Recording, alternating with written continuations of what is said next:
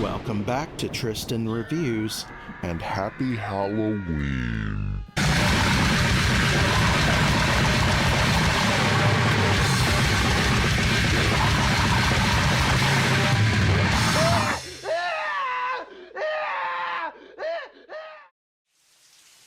Horror. It's a genre that has existed since the dawn of mankind. Horror preys upon our fear of the unknown. What kind of strange beings are lurking out there that we don't know about? Where's that random bump in the night coming from? Is there someone watching me? Are they going to kill me? Horror takes that fear of the unknown and brings it to the forefront and turns it against its audience. Good horror will do that.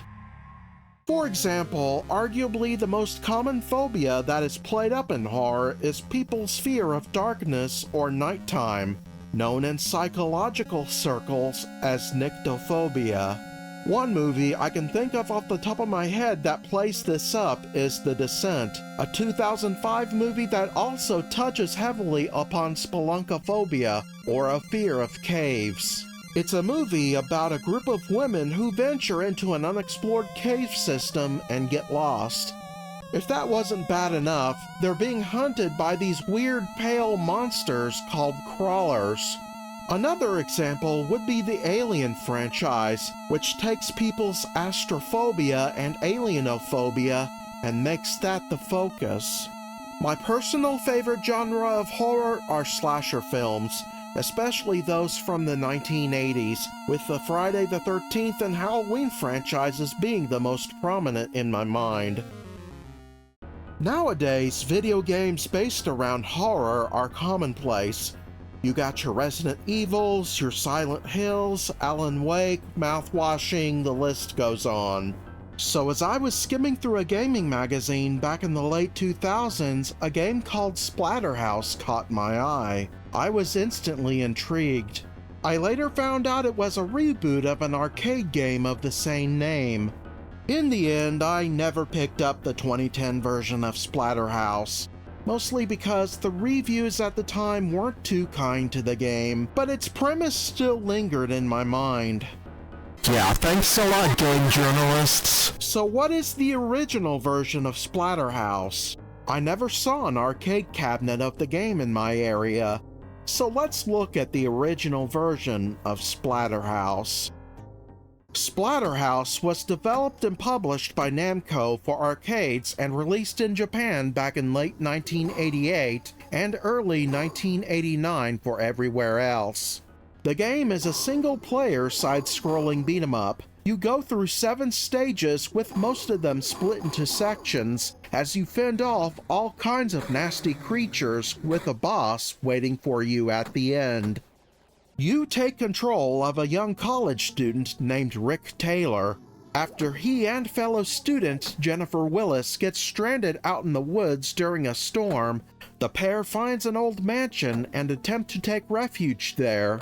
Unbeknownst to them, they went inside West Mansion, a place that was once occupied by a renowned parapsychologist, Dr. West, who allegedly conducted atrocious experiments on humans and animals. Once they're in, we hear Jennifer let out a blood-curdling scream.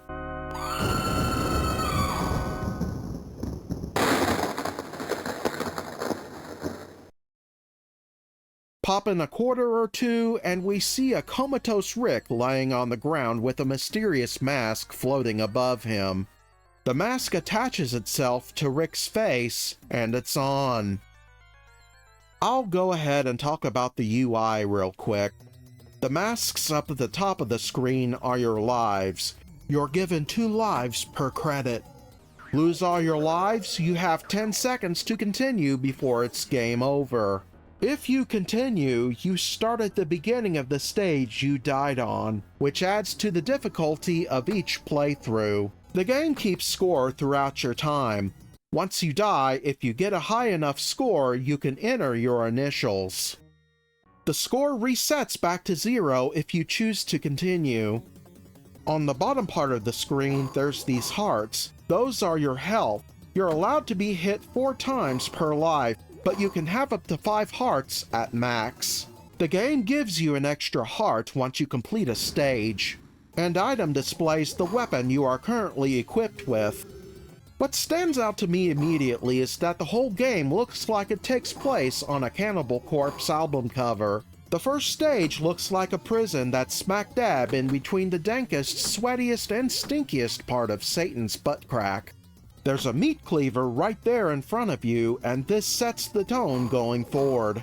You're just cleaving through these grotesque monsters and zombies, decapitating and disemboweling enemies, exposing their viscera to the elements. There's a few barely alive prisoners who will vomit poisonous muck, then die. Try to avoid the muck or else you'll take damage. It dissolves after a few seconds. Yeah, this mansion is going to be an event. The game features a lot of disturbing imagery, and the graphics do a great job showcasing how hellish and inhospitable the environment is. You'll see rooms with corpses in various states of decomposition, fleshy pits, hazards, and even rooms with some mind trickery. The game presents itself very well. Splatterhouse's sprite work is magnificently unnerving. Rick looks like Jason Voorhees from Friday the 13th, which the mask he wears takes heavy inspiration from. He's this hulking badass who will punch, kick, and just brute force his way through anyone who stands in his way. But let's face it, the enemies and bosses are the real nightmare fuel here. A lot of the designs for the enemies and bosses really stand out, in a good way. There's some zombies! Jesus Christ, what is that thing coming out of the water? Are those swamp things if they were made out of raw sewage? Oh God, what is that? It looks like a melting fetus slithering on the ground. Oh God. Is that disembodied hand flipping the bird at me?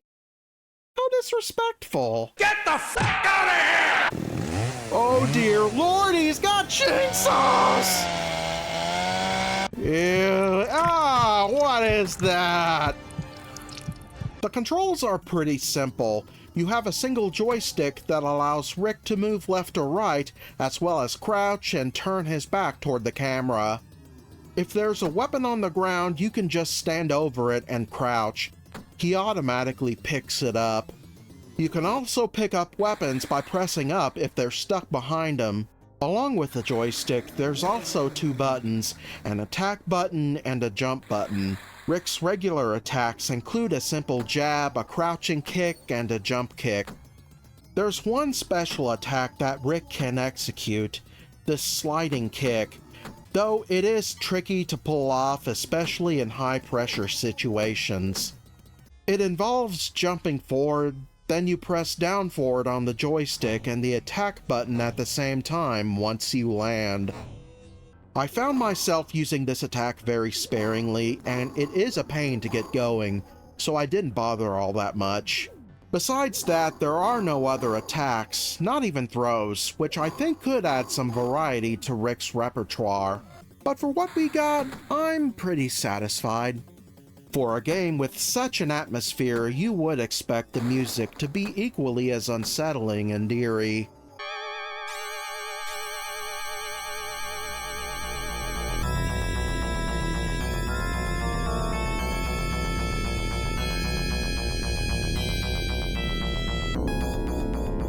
Well, you would be right, because the soundtrack has that vibe and then some. The composers took a surrealist approach to the tracks.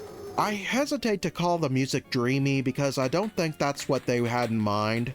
It's much more foreboding and ominous than that. There's some tunes that feature faster-paced tempos to simulate urgency.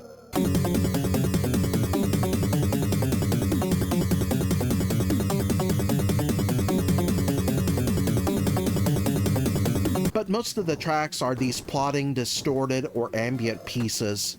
There's also some use of the organ, especially in the track sequence.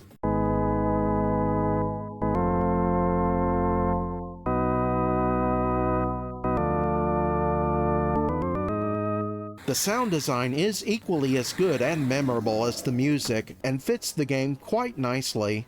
There's a lot of sound effects that would probably make a person's skin crawl, at least by 1980s standards. There's moans, growls, grunts, and shrieks coming from monsters and probably elsewhere in the distance.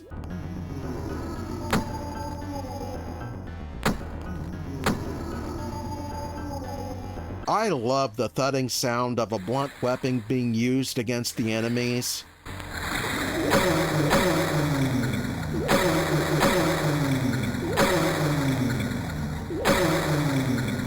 The slice of a cleaver has a metallic sound to it as it cuts through flesh with ease.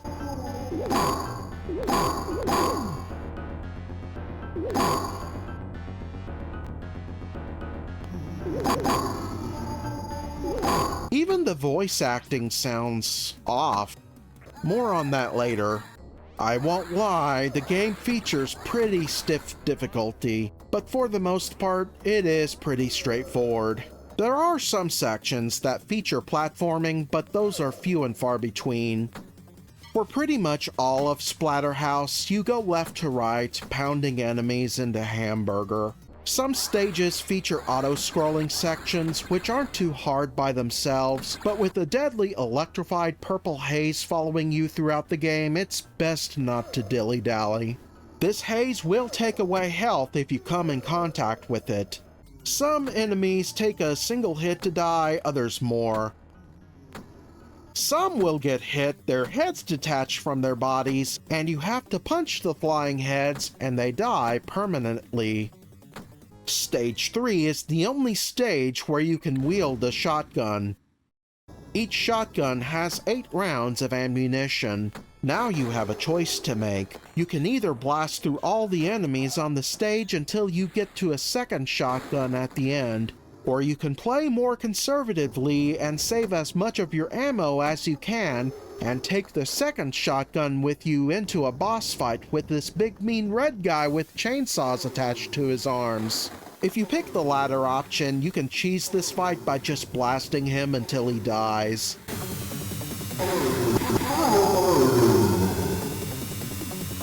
If you choose the foolish option and choose to face him head-on without the assistance of the guns, then this fight becomes a much bigger pain to the point where it's just about unwinnable.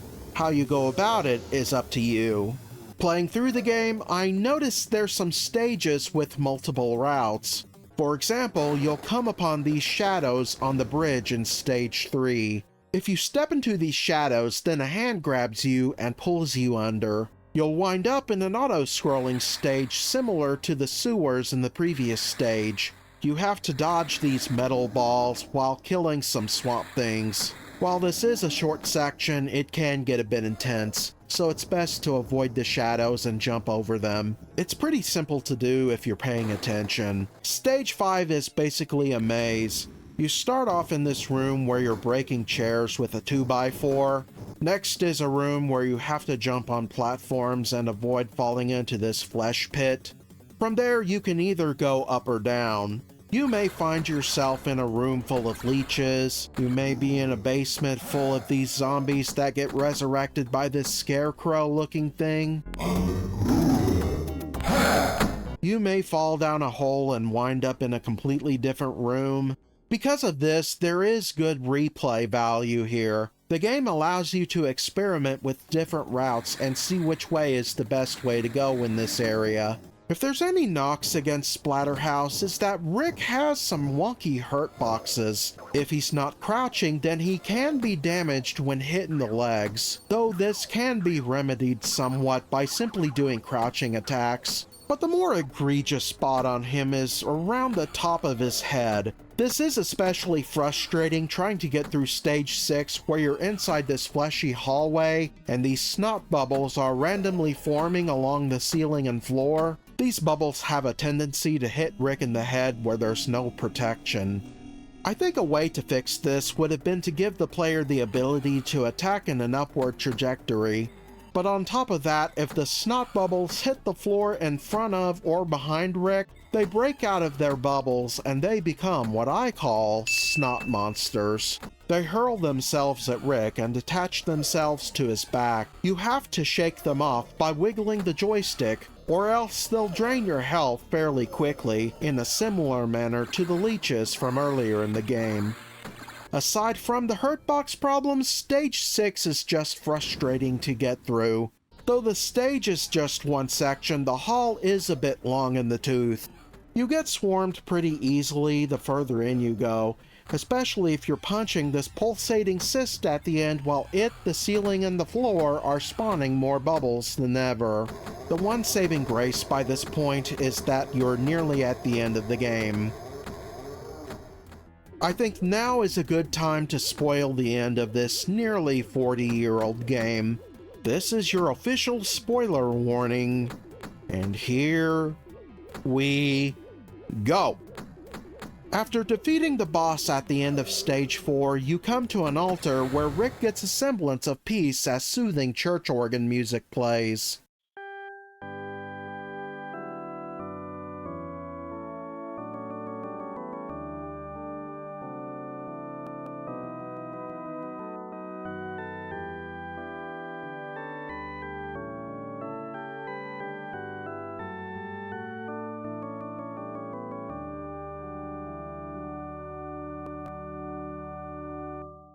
Then we hear Jennifer scream in the distance.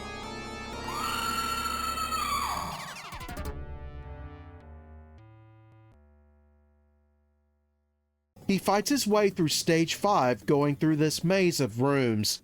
He finally makes it to where Jennifer is. She lies on a couch with some monsters surrounding her before they leave. She wakes up and says something. I'm dying.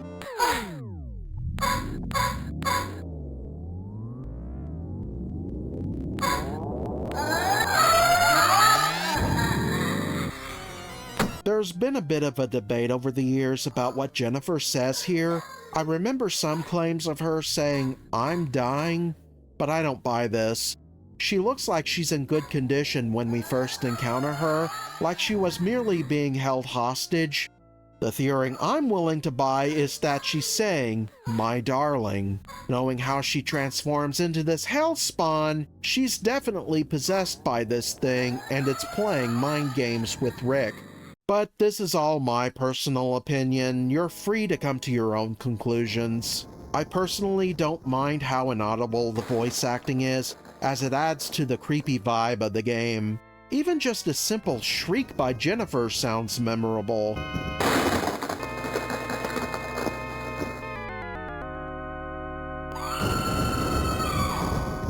I will say it's a lot better than Street Fighter's voice acting.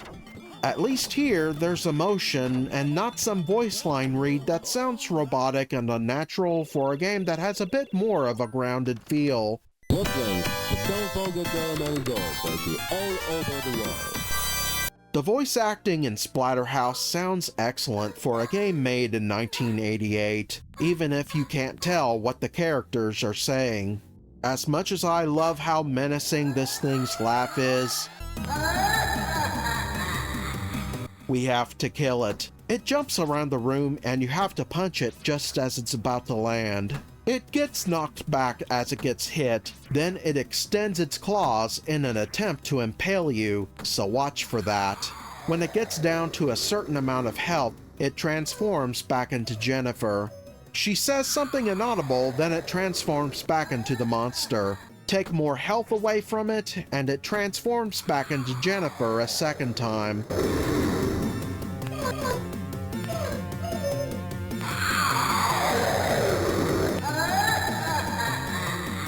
Repeat the process once more until it dies.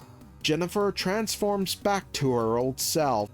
Rick and Jennifer share one last embrace before she turns into a ghostly cloud and fades away in Rick's arms. A monster appears and taunts Rick. We proceed to the next stage. And it's the Flesh Hallway. God, I hate this stage! After a disgusting cyst gets drained, we finally arrive at the 7th and final stage.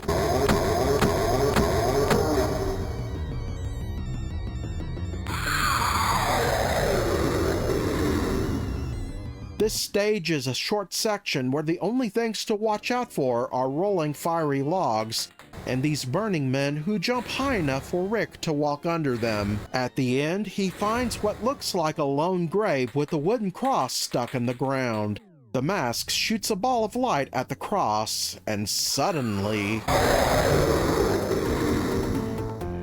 it's my sleep paralysis demon! Oh, joy! This is Hell Chaos, and he's not too terribly difficult. His decomposing head is his weak point, and Rick needs to punch like he's never punched before. You'll need to watch out for the monster's hands. They can be avoided by walking or jumping away from them. You also need to watch for falling rocks as its head emerges from the ground.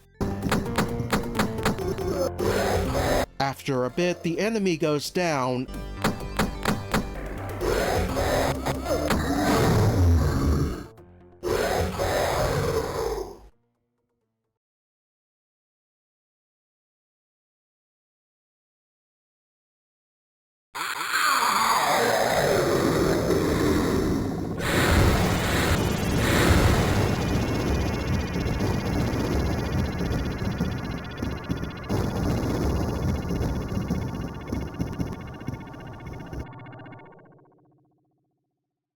We see Rick walking away from West Mansion as it crumbles to the ground. The mask that had been on his face the whole time finally shatters into pieces. Rick Taylor is finally free. But at the cost of Jennifer's life, we watch the credits roll. And then...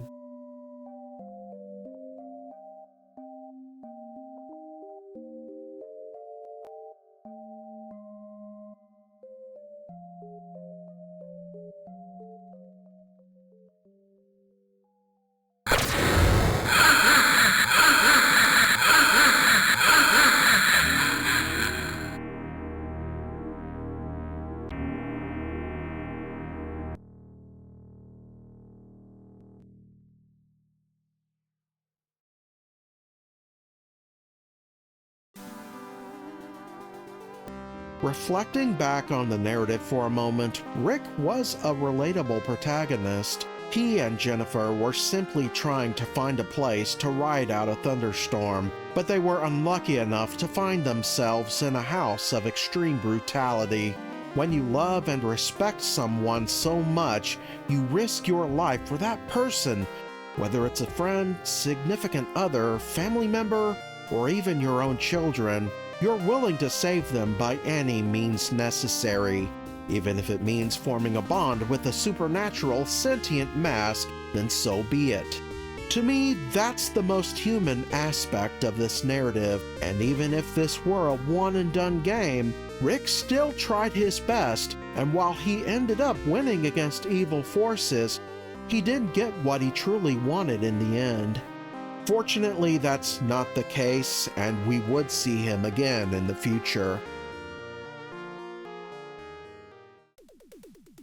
Splatterhouse is an excellent game that challenges the player through trial and error, but I won't lie, for those who've never played this game before, then I'm warning you right now, this game will give you a hard time, since everything from its stage designs, enemies, and bosses will frustrate you at first. Just know that while Stage 6 is beatable, you will probably struggle mightily.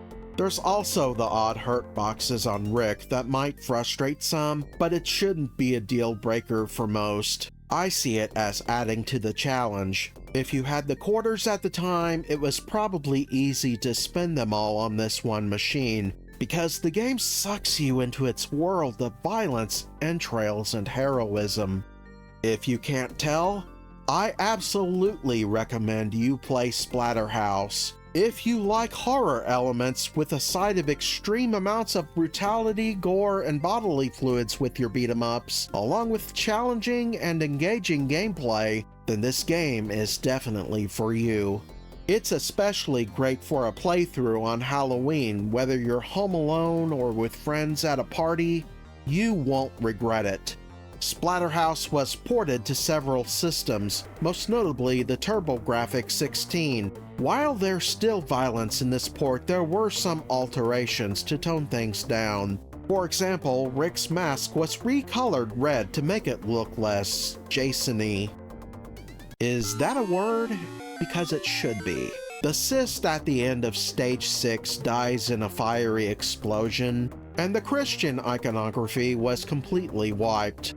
I've never played this version personally, but from what I gathered, it's still a serviceable game despite these changes. The game would spawn 2 sequels for the Sega Genesis. There was also a spin-off title called Splatterhouse Wanpaku Graffiti, which was a Japan-exclusive game released in 1989 for the Famicom. It was finally localized and released for the Namco Museum Archives Volume 1 on Steam back in 2020. Then there's the aforementioned Splatterhouse reboot released for PlayStation 3 and Xbox 360 back in 2010.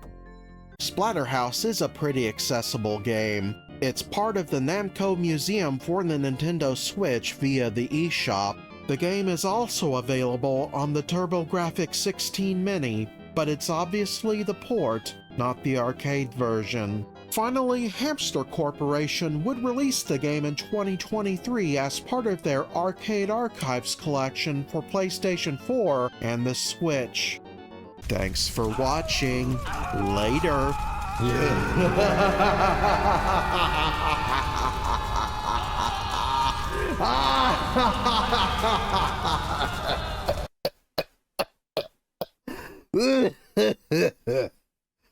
Oh, I need a water.